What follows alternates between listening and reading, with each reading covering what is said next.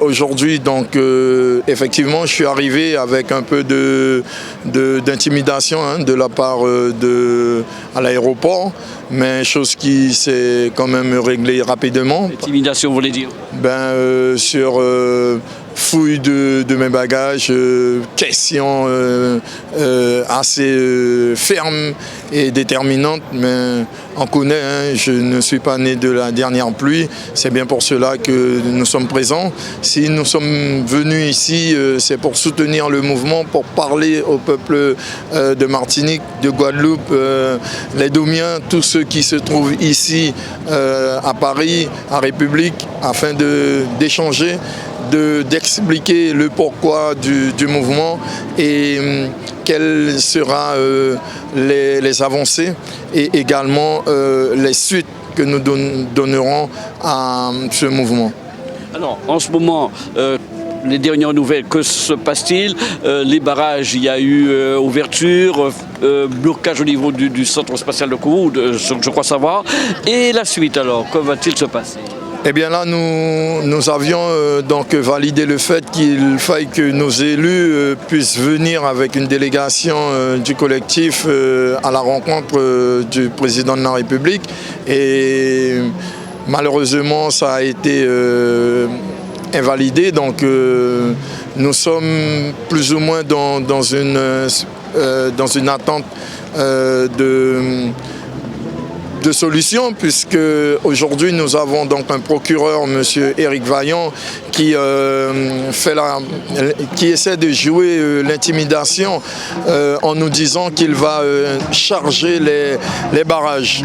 Donc nous prenons acte et nous allons faire en sorte de nous mettre en ordre de marche pour pouvoir pallier à cela.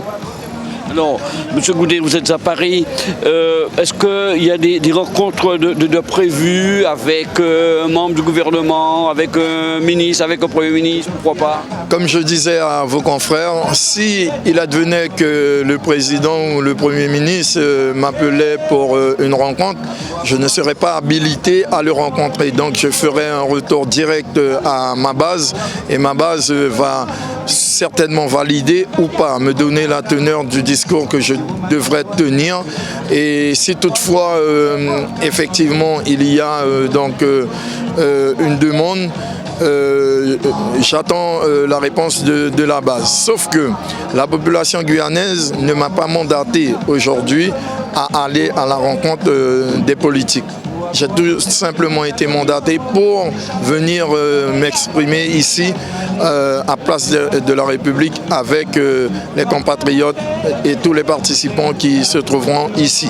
Alors, comment le collectif a analysé ces manifestations anti-blocage qui se sont produites là-bas? Ceux qui ont dénoncé ce mouvement, nous n'allons pas rentrer dans ce qui est la polémique. Aujourd'hui, nous avons une majorité qui est contre une minorité, donc il est clair pour nous que le mouvement doit continuer, va continuer. Nous sommes déterminés, nous irons jusqu'au bout. Alors, la situation actuelle, elle est là. Il y a eu ce milliard de débloqués. Vous pensez aller jusqu'au bout? Le premier tour des présidentielles, c'est dans 8 jours. Il va y avoir un deuxième tour et on aura un nouveau président. Donc, on peut penser que ce dossier se terminera avec l'actuel gouvernement et va se retrouver sur le bureau du nouveau président du prochain gouvernement.